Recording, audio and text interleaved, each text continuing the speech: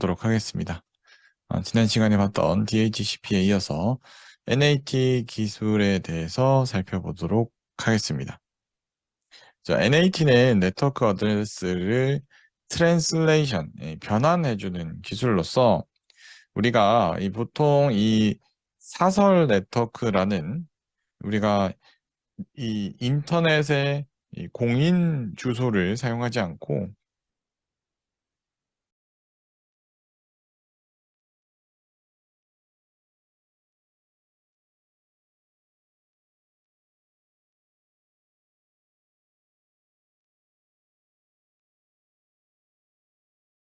공인 주소를 사용하지 않고 이 사설 IP라는 것을 사용해서 일반적으로 사용하게 되는데요. 그래서 여러분들 이렇게 이 커맨드 창 띄워서 그죠? 여기다가 윈도우 키 누르고 R 키 누른 상태로 이렇게 하면 요 실행창이 뜹니다. 여기 cmd라고 치시고 여기다가 IP config 하고 눌러보시면 보통 이런 192 168, 192.168 어쩌고저쩌고 주소들이 많이 뜰 겁니다. 여기 보면 서브넷 마스크, 우리 아까 봤던, 지난 시간에 봤던 서브넷 마스크도 같이 나오는 것을 확인할 수 있죠. 자, 이렇게 이 네트워크 주소가 2에 32승계백밖에 없다 보니까 모든 인터넷 단말, 우리가 사용하는 휴대폰, PC, 노트북이 모두 다 공인 2에 32승계에 존재하는 그 IP 주소를 쓸 수가 없습니다. 그래서 사설 IP를 쓰게 되는데 그 사설 IP를 외부의 이 인터넷 ISP 쪽으로 넘어가서 이 외부의 인터넷과 연결될 때는 이 IP를 바꿔서 사용을 해야 됩니다. 우리도 예를 들어 우리끼리는 내 친구들끼리는 이름만 이야기해도 모두 다 구분이 되고 뭐 식별하는데 큰 문제 없이 살고 있잖아요. 그런데 해외를 가거나 어떤 좀 나의 신분을 정확하게 증명을 해야 될 때는 어, 신분증 아니면 여권 이런 이 나갈 때만 필요한 나를 증빙할 수 있는 공인된 그런 아이디가 필요하죠. 나를 식별할 수 있는 식별자가 필요하죠. 그래서 이 NAT는 내부에서 통신을 할 때는 이 사설 IP를 쓰다가 외부에 인터넷 밖에 있는 어떤 장비와 통신하고자 할 때만 잠깐 이 공인 IP를 빌려서 사용하는 것이 NAT고요. 그 중에서도 이 베이직 NAT는 내가 실제 나갈 때마다 퍼블릭 IP, 실제 공용에 쓸 수 있는 공인 IP 하나를 받아서 가는 게 진짜 그냥 NAT이고요. 보통은 이 NAPT를 사용합니다. 이 NAPT는 뭐냐면 우리가 사용하는 IP 주소 하나에는 거의 4만 개의 포트가 존재를 합니다. 그래서 그 각 포트별로 나누어서 이 4만 개의 이 패킷이 동시에 하나의 공인 IP를 가지고 보내질 수 있기 때문에 보통은 우리 집에 공유기가 달려있다라고 하면 보통 우리 집 전체의 IP들이 하나의 공인 IP에 매칭되어서 외부와 통신을 하고 있는 것이 일반적인 경우입니다. 그래서 NAT, 그냥 NAT는 프라이빗 사설 IP 하나에 공인 IP 하나가 매칭되는 거고요. NAPT는 이 공인 IP 하나에 많은 사설 IP들이 할당되는 형식입니다. 자, 그 다음 우리 IPv4를 넘어서 IPv6가 등장을 했고 현재도 조금 혼재되어서 사용이 되고 있습니다. 이 IPv4가 가지고 있는 이 주소 고갈, 보안성, 뭐 여러 가지 문제들을 해결할 수 있는 주소 체계로 이 IPv6 같은 경우는 32비트가 아니라 훨씬 큰 128비트의 주소 체계를 갖고 있습니다. 그러다 보니 여러분들이 일반적으로 사용하는 모든 단말에 전부 다 이 공인 IP, IPv6의 공인 IP를 할당해서 사용할 수 있을 정도로 아주 큰 범위의 IP 주소 체계이고요.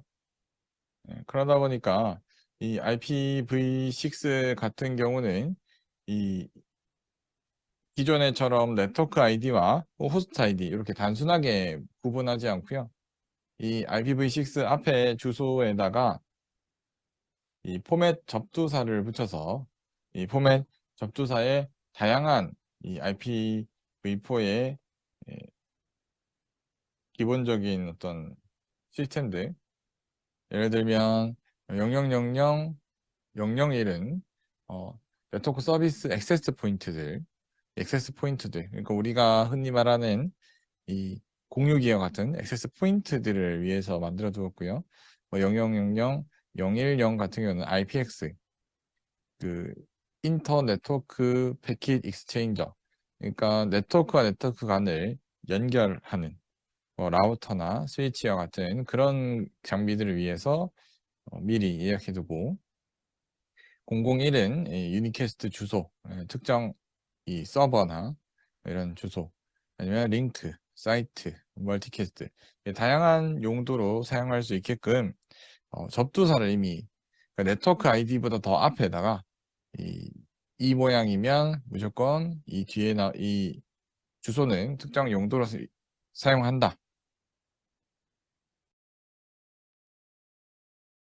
그렇게 접두사만 해도 8비트를 이렇게 사용할 수 있는, 왜냐면 IPv6는 128비트짜리니까요. 그래서 충분히 저런 우리가 IPv4에서 구현하지 못했던 다양한 이 기능들을 구현할 수 있는 주소 체계입니다. 그래서 대표적으로 이 유니캐스트는 우리가 1대1로 패킷을 보내는 거고요. 여러분들이 일반적으로 사용하는 이 패킷 전송이 전부 다 유니캐스트입니다. 출발지와 목적지의 IP 주소를 가지고 발송시키면 목적지 IP 주소까지 내 패킷을 전달해 주는 게 유니캐스트고요.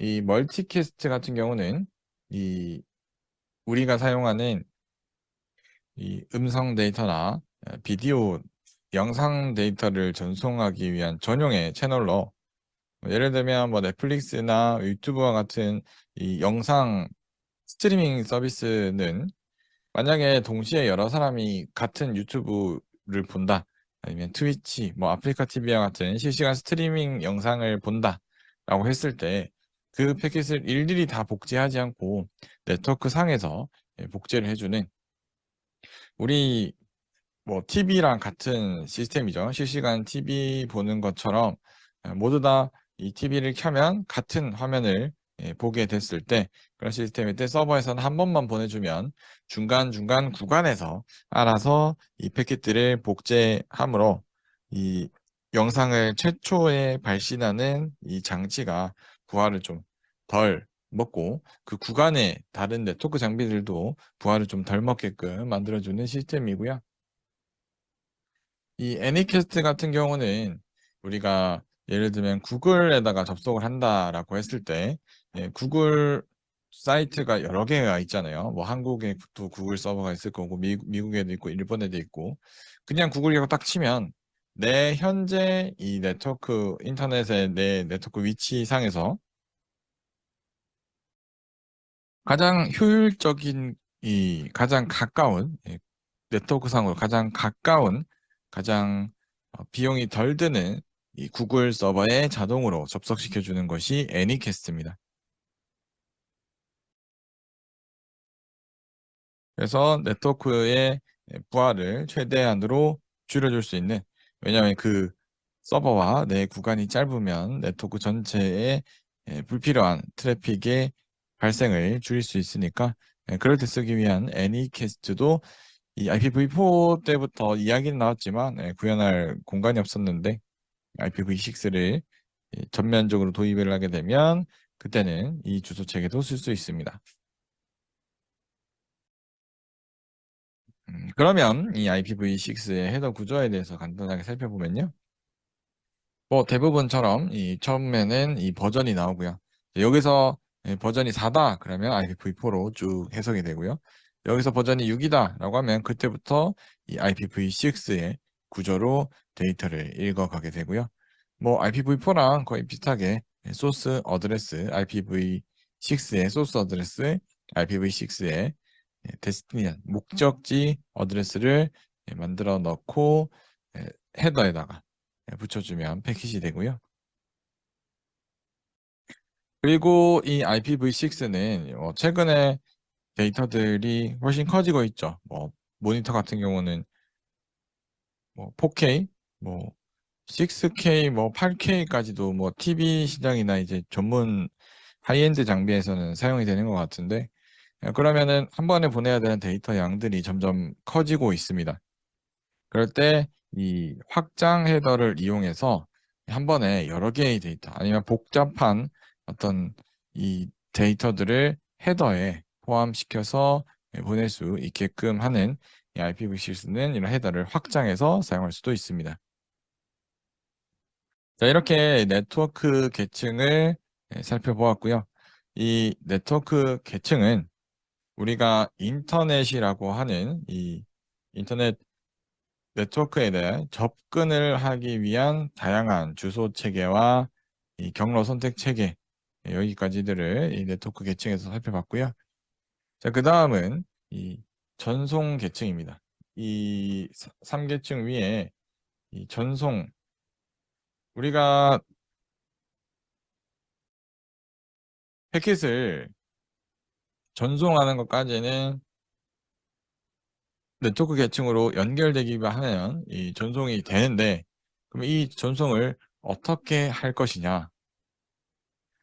자, 보내긴 보내는데 이 전송 계층 프로토콜에서 TCP 보내는데 만약에 중간에 이 편지가 손상됐다, 택배가 손상됐다라고 하면 그 AS까지 손상되면 다시 그 패킷을 보내지는 이 TCP 아니면 UDP 그 보냈는데 중간에 손상돼도 상관없이 계속 데이터를 보내는 이 전송 프로토콜 UDP 그리고 SCTP까지를 살펴보도록 하겠습니다. 이 전송 계층은 종단의 호스트, 엔드 투 엔드 이 호스트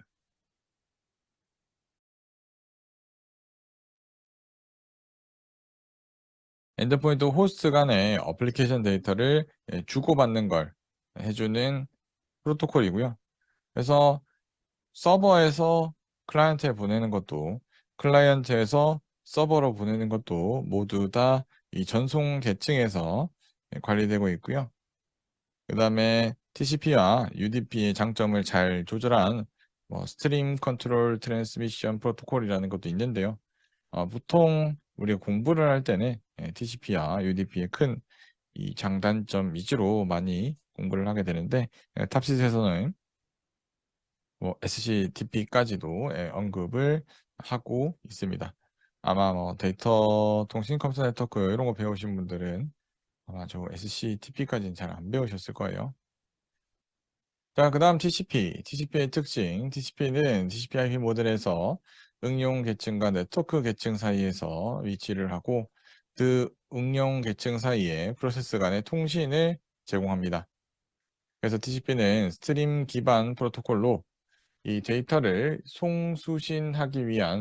송신을 위한 버퍼, 수신을 위한 버퍼, 두 개의 버퍼를 가지고 있습니다.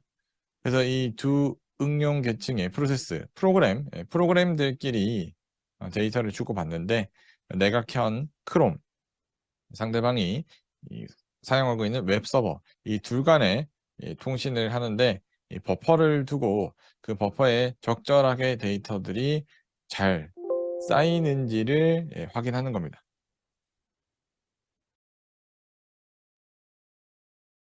그 신뢰도를 제공하기 위해서 이 다양한 기능들이 있는데요. 그래서 흐름 제어, 오류 제어, 혼잡 제어 기법을 사용하고 있습니다. 첫 번째로 흐름 제어는 우리가 데이터를 전송할 때 수신 한도, 수신 버퍼가 있는데 수신 버퍼가 너무 많이 차고 있어요. 그래서 음식을 먹다가 입에서 이렇게 저작 운동을 해도 이렇게 씹어도 안 넘어가면 더 이상 입에 안 넣잖아요. 그런 것처럼 이 과도한 패킷의 입력으로 이 수신 버퍼가 터지는 수신 버퍼에서 어떤 문제가 생기지 않게끔 패킷의 양을 일부러 좀 줄인다든지 전송되는 간격을 좀 줄인다든지 그렇게 해서 흐름을 적당히 상대방이 처리할 수 있게끔 아니면 상대방이 수신 버퍼가 여유가 있다면 좀 더 많은 패킷을 한 번에 보낸다든지 이런 것들을 CCP가 해주고 있고요. 그 다음 오류 제어는 실제 이 패킷을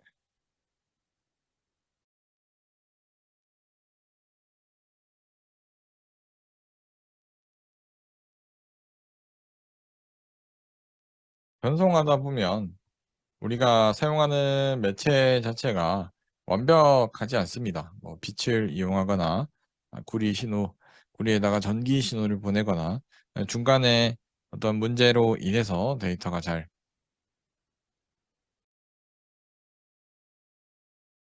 도달하지 않을 수 있는데 그 도달하지 않았을 때 그 도달 못한 패킷들을 확인하기 위해서 각 패킷들마다 번호를 붙여 놓습니다. 1, 2, 3, 4, 5, 6, 7, 8, 9, 10.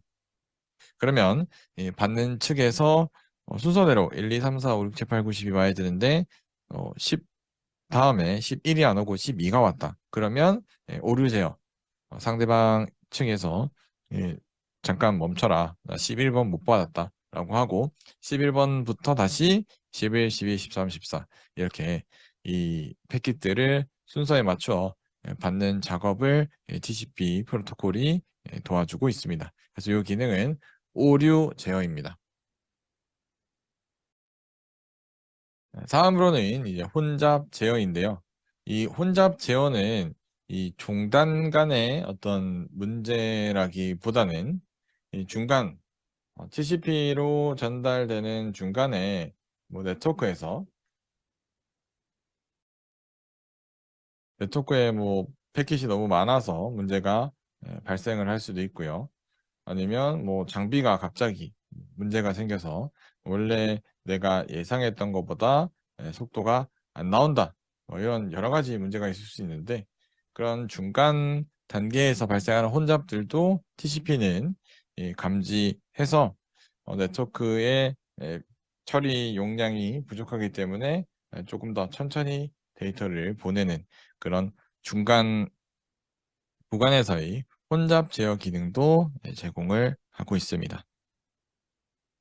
이렇게 TCP 자체가 뭐 처음부터 끝까지 약간 책임지고 보내주는 이런 택배, 등기 서비스와 같이 우리가 보낸 패킷을 응용 소프트웨어는 그냥 패킷 던지면 알아서 TCP로 보내라라고 하면 그 TCP로 보낸다라는 의미의 앞에서 봤던 흐름 제어, 오류 제어, 혼잡 제어까지를 모두 제공해주는 프로토콜입니다.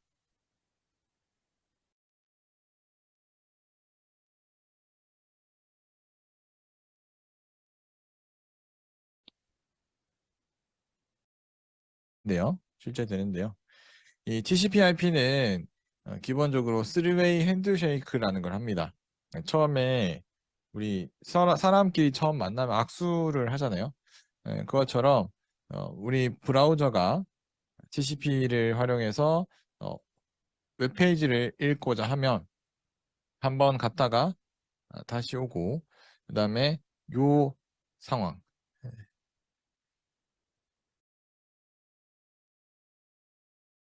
그렇게 서로가 있는 것을 확인하고 나면 TCP가 나랑 통신을 하자라는 싱크 패킷을 보내고요.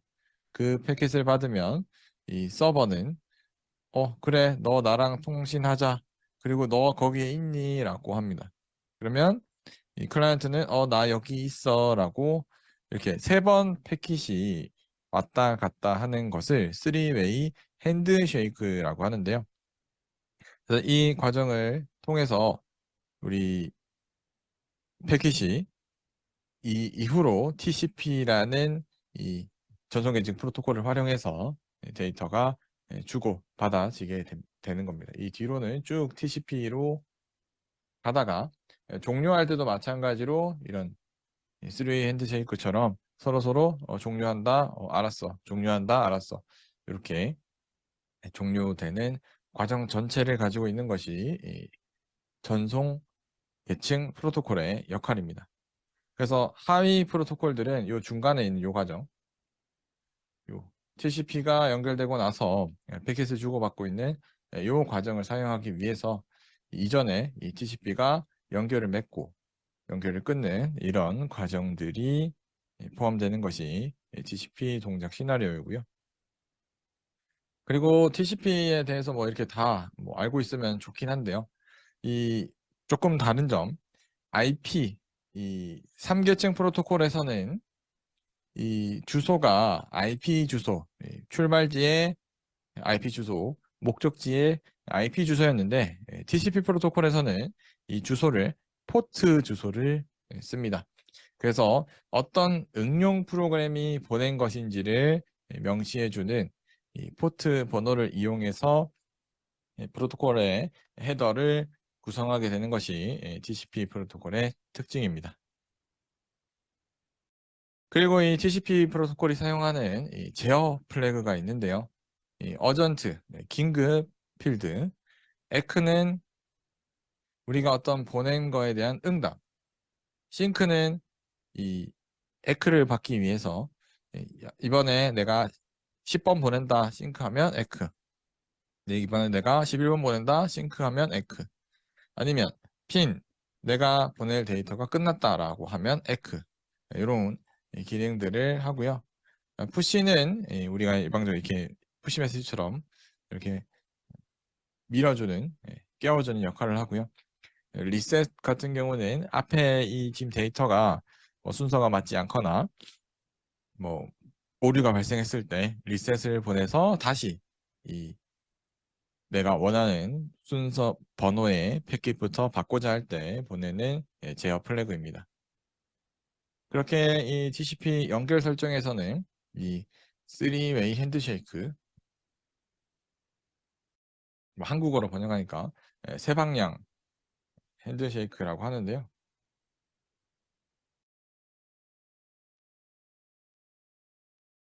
이 절차를 거쳐서 이 TCP 연결이 수립이 되고 그 이후에 데이터를 주고받을 수 있고요. 종료가 되고 나면 종료할 때는 이 FIM 메시지 종료 메시지를 보내고 에크를 받아서 종료가 되게 됩니다. 근데 이게 양쪽 다 되어야 됩니다. 그러니까 한쪽 A가 피니시 보내고 B가 에크, B도 피니시 보내고 A가 에크. 그러면 이 TCP 이 하나의 세션이 끝나게 됩니다. 그리고 앞에서 말했던 이제 흐름 제어, 윈도우 사이즈를 이용해서 윈도우 사이즈가 3일 때는 한 번에 3개씩. 그러다가 리시버 입장에서 이거 너무 많이 들어온다. 에크 3번부터 시작해서 윈도우 사이즈 20분에 그러면 3, 4를 보내주고요. 5부터 2개 보내줘. 그러면 5, 6 보내주고 이런 식으로 흐름을 제어할 수 있습니다.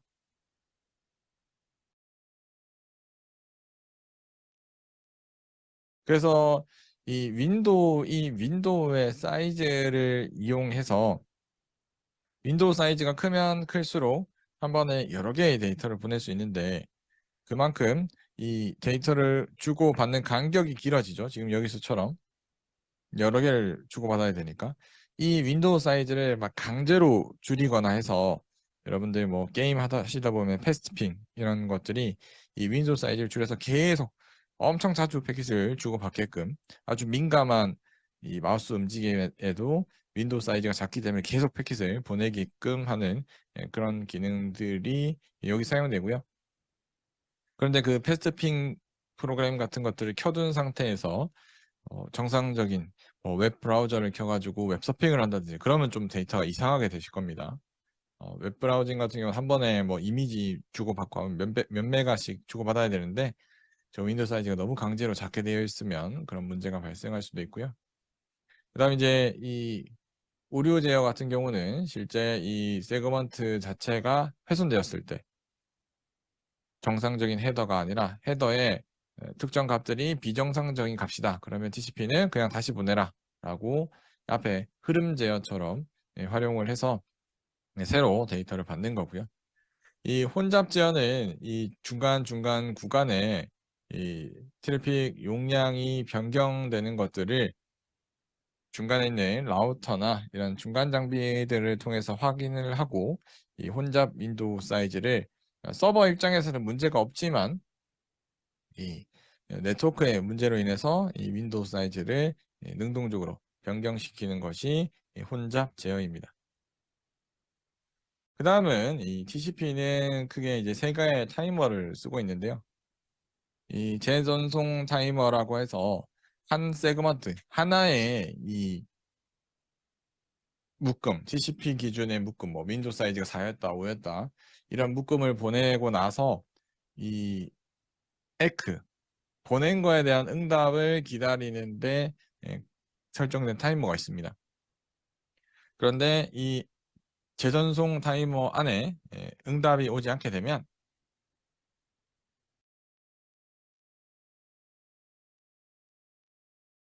세그먼트가 손상되었다고 판단하고 다시 한 번 더 TCP를 보내게 되고요. 지속 같은 경우는 이 TCP 같은 경우 이렇게 주고받고 하는데 이 한 번에 한 명씩 보내게 되어 있습니다. 그래서 클라이언트가 보내면 서버는 대기 상태고요. 서버가 보내면 클라이언트는 대기 상태입니다. 그런데 만약에 서버가 보냈는데 클라이언트가 못 받았습니다. 네트워크의 문제로 인해서 패킷이 사라지고 그러면 둘 다 대기 상태가 되는데 서버는 보냈으니까 대기, 에크를 대기하고 있고 클라이언트는 서버가 보내주는 데이터를 기다리고 있고요. 그럼 이런 상태를 지속 카운터 타이머를 이용해서 일정 시간 동안 응답이 없으면 내가 상대방이 살아있는지 확인하는 그런 타이머가 있고요. 그리고 Keep Alive 같은 경우는 우리 실제로 응용 프로그램이 이 서버와 뭐 상대 프로세스와 통신할 일이 실제로 없을 수도 있습니다. 우리가 켜두고 사용하지 않는다면요. 그러면 그 TCP 연결은 뭐 지속 타이머도 지날 거고 뭐 모든 이제 문제가 생길 수 있습니다. 그래서 keep alive라고 해서 TCP에 설정된 연결이 오랜 시간 동안 휴지 상태, 멈춰 있는 상태를 방지하기 위해서 일정 시간마다 자동으로 싱크 에크를 주고받게 하는 것이 keep alive 타이머이고요. 우리도 친구들이랑 한동안 연락 안 하면 그냥 궁금해서 뭐 특정 시즌마다 생각나면 뭐 여름에 생각나는 친구들 한 번씩 전화하고 뭐 명절 때마다 생각나는 친구들 한 번씩 전화하고 하잖아요. 그런 게 keep alive입니다. 그다음 이 time wait는 우리가 이 TCP의 이 연결의 종료가 될 때까지 얼마만큼 이 TCP를 사용할지에 대한 이 설정이고요. 그래서 타임웨이트 기간이 끝나고 나면 TCP는 새로운 다시 또 TCP 연결을 구성하는 타이머입니다. 그게 네 가지의 타이머가 존재하고요. 그 다음 이 UDP 같은 경우는 TCP와 다르게 어떤 이 흐름 제어 기능들이 크게 없고요. 그래서 최대한 간단하게 보통 이런 뭐 NTP, 부트피, TFTP, 케르베로스와 같은 데이터를 전송하는데 아주 빠르게 데이터를 전송해야 되고 만약에 데이터 전송이 실패했다면 그 내용에 대해서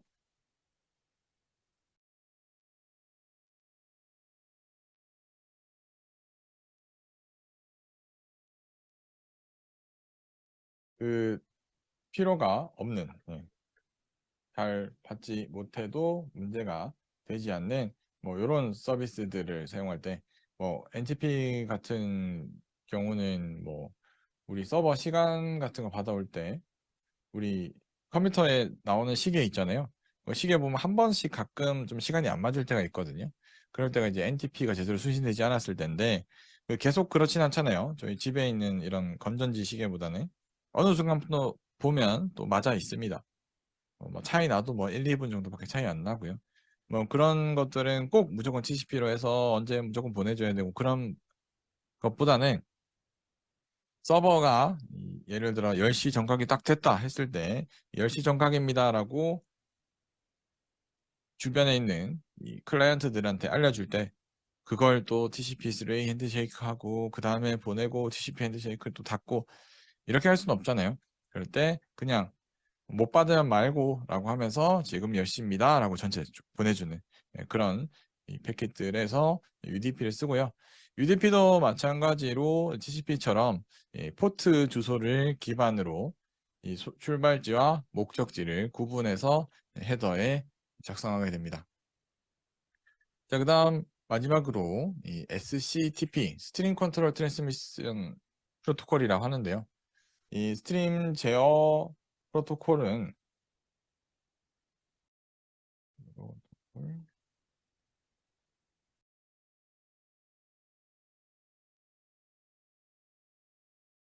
통신을 위해서 UDP와 TCP의 일부 장점들을 잘 결합해서 사용하고 있고요. TCP 같은 경우는 종단 간 TCP 연결. 이 TCP 같은 경우는 종단, 서버와 클라이언트가 이 3웨이 핸드쉐이크를 해서 그 핸드쉐이크한 이 단말, 포트 번호들끼리 통신을 하는 건데 이 SCTP 결합에서는 각 단점, 우리 점이라고 하면 이게 우리 데이터를 보내는 기준점인데 포트 번호니까 프로그램 하나이겠죠. 프로그램 하나에 한 개 이상의 IP 주소가 연결되어 있어서 동시에 여러 개의 프로그램들한테 데이터를 보내는 것이 가능합니다. 그래서 이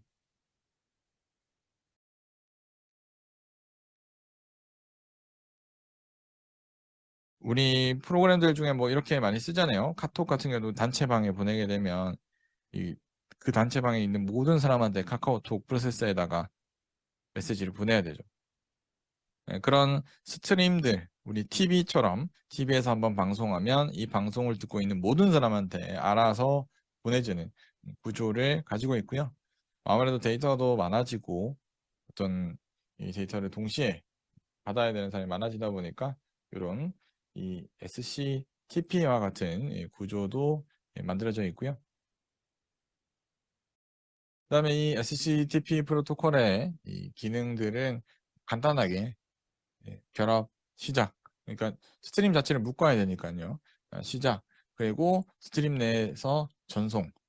그리고 사용자들마다 이 전송된 스트림을 단편화, 잘라야겠죠. 스트림으로 쭉 들어오니까 잘라서 내가 읽을 수 있는 단위로 뭐, 뭐 영상이면 프레임 단위로 이렇게 단편화해서 사용하는 그 다음에 혼인 응답 혼잡 회피 그 다음에 이 내가 준 데이터들에 대한 응답 그리고 지금 현재 혼잡이 되어 있을 때 스트림 보내는 측에다가 지금 너무 혼잡하다 스트림의 데이터 양을 좀 줄여달라 이런 것들 그 다음에 그 청크 단위로 묶어서 우리가 단편화를 할 수도 있지만 청크 단위로 묶어서 데이터들을 활용할 수도 있고요. 그리고 이 패킷이 정상적인 패킷인지 패킷은 인증 그리고 경로 스트림으로 계속 연속해서 데이터가 전송되다 보니까 그 전송되는 경로도 관리를 해야 됩니다. 자, 이렇게 전송 계층 프로토콜들에 대해서 UDP, TCP, UDP, SC, TP까지 살펴봤습니다. 이제부터는 이 전송은 네트워크 레벨에서의 전송은 모두 살펴보았고요. 다음 시간부터는 이 응용 계층, 우리가 실제 프로그램이 어떻게 네트워크를 활용하는지에 대해서 살펴보도록 하겠습니다. 그럼 수고하셨습니다.